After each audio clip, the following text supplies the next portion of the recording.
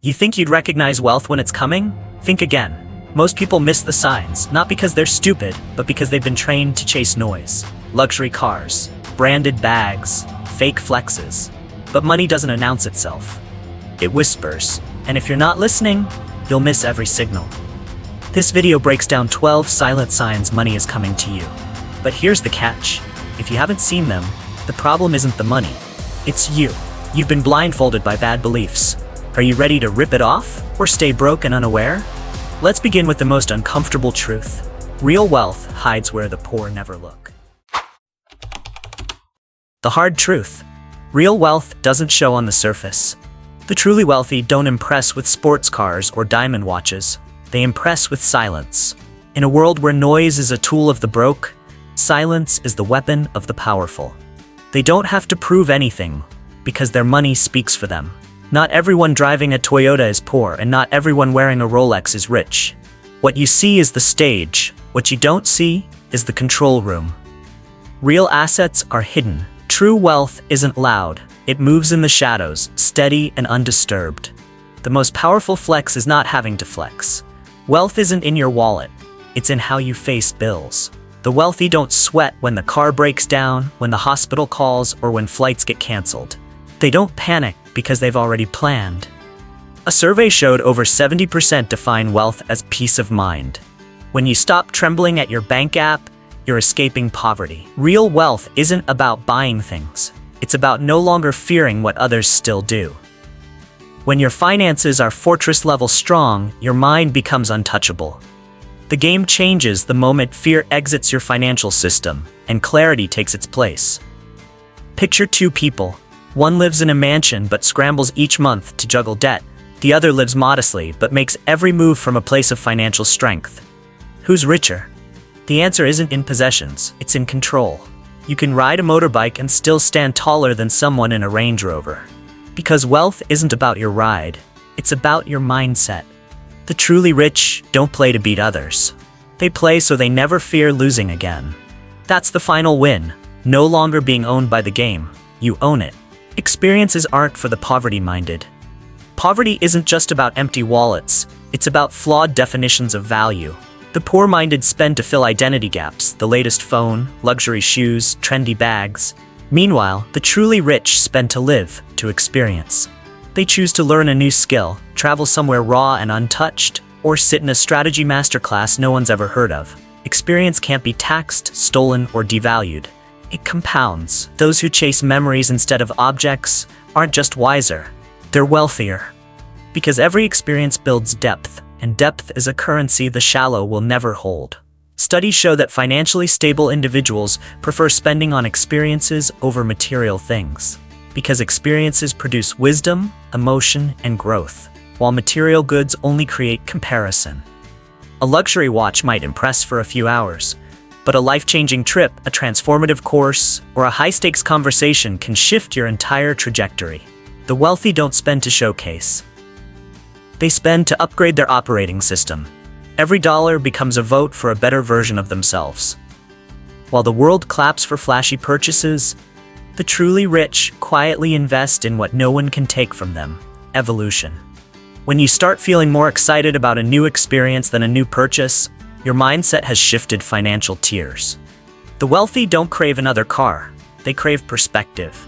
Not another status symbol, but another layer of wisdom. Not another brand, but another life lens. The poor count value by what's visible. The rich count by what's meaningful. And when that shift happens, money flows differently. It no longer chases attention, it chases depth. And when depth becomes your driver, wealth doesn't knock. It moves in, silently and permanently. Silent giving, the ultimate weapon of the victorious. The poor see charity as luxury, the rich see it as instinct. But this isn't the type of giving for cameras and applause. This is quiet wiring transfers, anonymous funding, and impact without spotlight. When money is no longer a concern, compassion becomes automatic. Silent giving signals one truth. You've conquered scarcity. You're no longer clutching every dollar. You're orchestrating flow. Because when wealth becomes abundant, generosity becomes strategic. And the rich don't give because it looks good.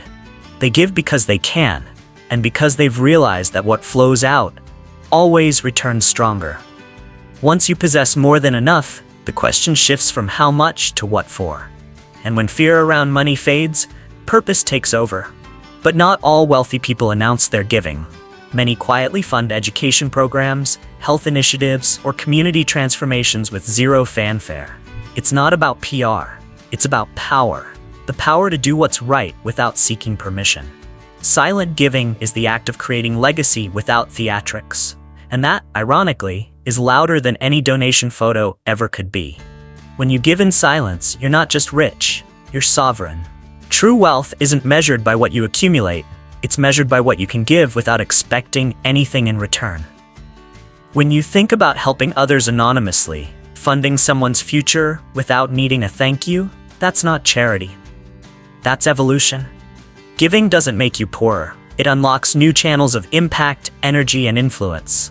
The truly wealthy don't ask, "What do I get?" They ask, "What can I contribute?" That's not weakness. That's strategic dominance. Because the more you give without fear, the more space you create for wealth to flood in. Private banking, the door 97% never knew existed. You think banks are about deposits and interest? Think again. There's a hidden financial world with no lines, no basic accounts, and no billboards selling credit cards. It's called private banking, a system reserved for the elite.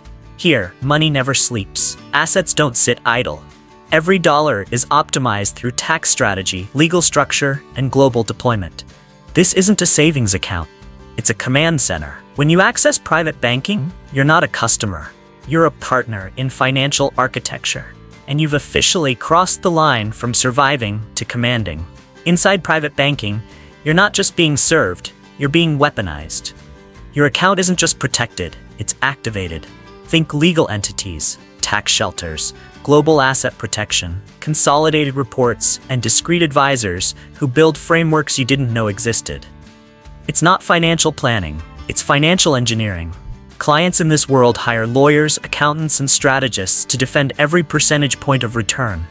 They're not reacting to life. They're designing systems that withstand storms, seize opportunity, and compound power quietly. This isn't luxury, it's infrastructure for dynasties. Most people with money have no clue this level exists. Why? Because it's not advertised. It invites you only when you qualify. When you meet someone who's never stressed, always in control, yet never flaunts, chances are they're operating inside this system. They don't play by public rules. They write private ones. Private banking isn't just a sign of wealth. It's a silent declaration.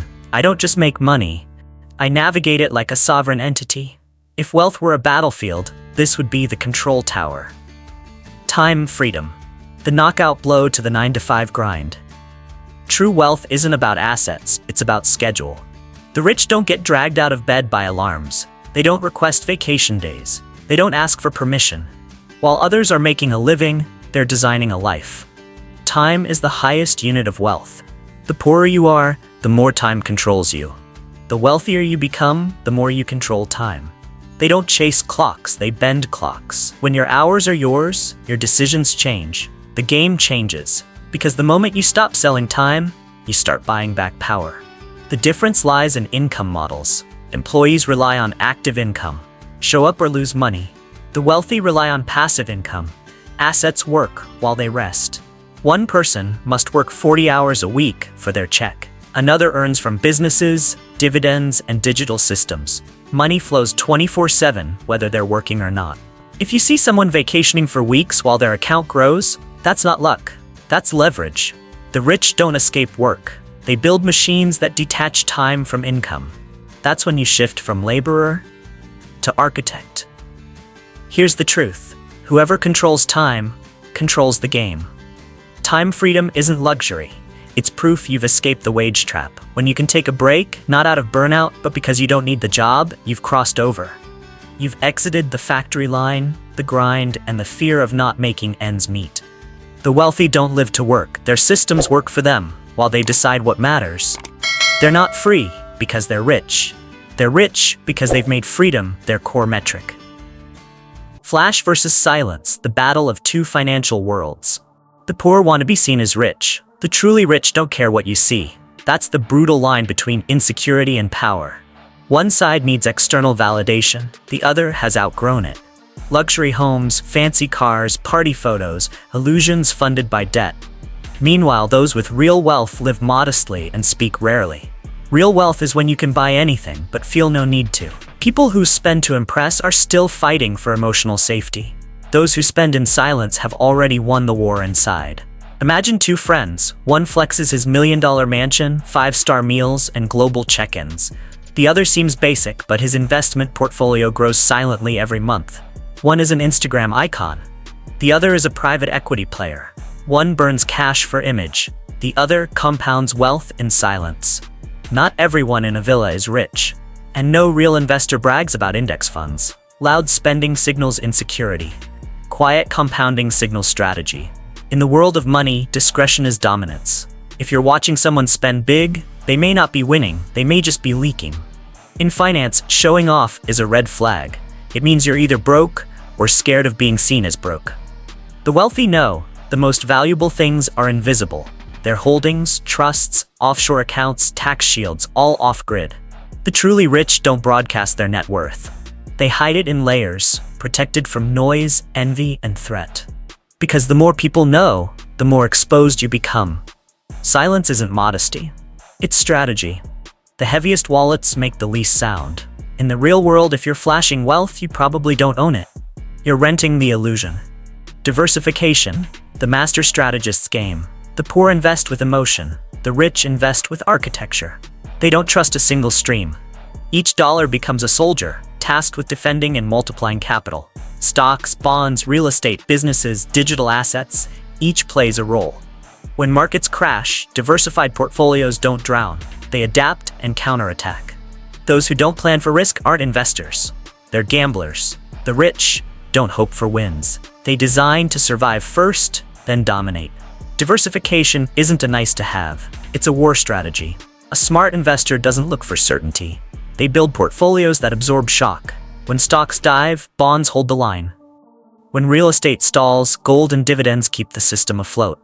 Think of it like a championship team. Not every player scores, but together, they win. Your portfolio must thrive in sun and storm. The more players on your field, the less you depend on one outcome. And the less dependent you are, the harder it is to be defeated.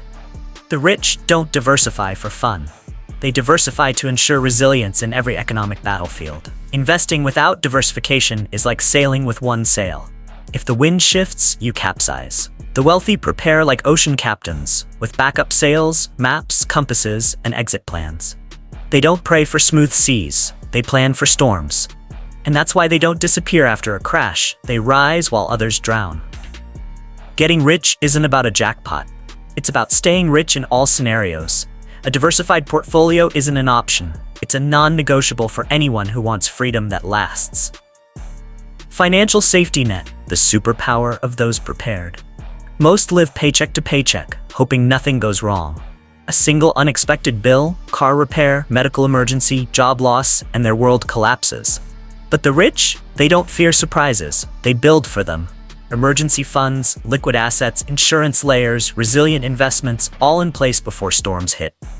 The difference isn't how they react, it's that they don't have to. Their safety net isn't a cushion. It's a launch pad. While others scramble to survive, they're already loading the next move. Your car breaks down, a crisis hits, a once-in-a-lifetime deal shows up. For most, it's panic. For the prepared, it's just another decision. Their safety net lets them move without hesitation. Cover losses, seize deals, stay grounded. When the market burns, they don't sell in fear. They wait or buy more. When opportunity knocks, they don't run to borrow, they strike. This isn't luck, it's architecture. Their safety net isn't just for defense. It's their permission to be bold. The poor see safety as limitation. The rich see it as liberation. They don't YOLO their wealth. They reserve, restructure, and reinvest with discipline. That's why one failure doesn't kill them. That's why they're still playing after others fold. The safety net lets them take risks without risking collapse. You can't play big if one misstep erases you. You don't build wealth with courage alone. You build it with calculated invincibility. And the first brick? A financial net that catches you before you fall. The end of envy, a psychological threshold only the rich cross. The poor don't just lack money, They lack the emotional bandwidth to celebrate others' success. When someone posts a new house, luxury trip, or big win, they react with bitterness, jealousy, or judgment. But the rich? They see it like a stock chart, neutral. No resentment, no praise, just data. Because they know someone else's success has nothing to do with their own path. That emotional neutrality? It's not morality, it's mastery. The truly rich don't compete for likes. They compete against their own evolution. Still feel irritated by others' wins? That's a symptom. You're not just broken cash, you're broken belief. The rich have outgrown the comparison game. They're not asking, who's ahead? They're asking, where am I going? When someone hits big in crypto or closes a giant deal, the wealthy don't seethe. They observe, they learn. They think, if it's possible for them, it's still possible for me. That's when you stop fighting wealth and start aligning with it. Genuine congratulations is the ultimate wealth signal. It means your nervous system is no longer triggered by someone else's money. The broke react, the rich strategize. Success isn't a threat, it's a blueprint. The truly wealthy don't shrink others to feel big, they study them to grow bigger. If you can celebrate someone's financial breakthrough and mean it, that's no small thing. That's a mind ready for abundance. And that readiness? That's when money starts to arrive, not as a miracle, but as a match to your upgraded frequency. The greatest power. The freedom to choose your life. You know you're rich when you can say no without explanation. No to the deal that insults your values. No to the boss you've outgrown. No to the hustle that's burning your soul. The financially trapped live on fear of losing jobs, paychecks, approval. The free live on options. They don't beg to stay. They choose when to walk. When your calendar is your own, your decisions are different. Wealth isn't about what you can buy. It's about what you can refuse. And refusal without fear, that's freedom. Financial freedom doesn't mean never working. It means choosing why and when. Some move to the countryside, some study art, some fund passion projects. There's no mold, but there's a pattern. Their lives aren't dictated by money. Money serves their vision. They're not chasing income, they're curating experience. When you can rewrite your life plan without asking anyone's permission, you're not just rich, you're sovereign. Imagine you're the captain of your ship. Without wealth, you sail blindly, thrown by storms, pushed by tides, lost in fog. With wealth, you choose when to sail, where to stop, and how to weather anything. Freedom doesn't eliminate chaos, it equips you for it. The rich still face risk, but with radar, lifeboats, and backup maps. Real wealth isn't measured in net worth, it's measured in how much of your life is yours to command. When you own your time, your energy, and your path, you've already won the only game that matters. In conclusion, if you still think wealth is something to show off, then you've never truly possessed it. The silent signs you've just discovered aren't financial hacks. They're the mental infrastructure of those playing the big game. They don't chase clocks, they don't fear chaos, and they don't need your applause. They design empires in silence so they can live out loud with one thing: absolute freedom. The real question is no longer, do you want to be rich? But this, are you brave enough to reject a poor mindset? Because wealth doesn't come from luck, it comes from choice. And that choice begins with you.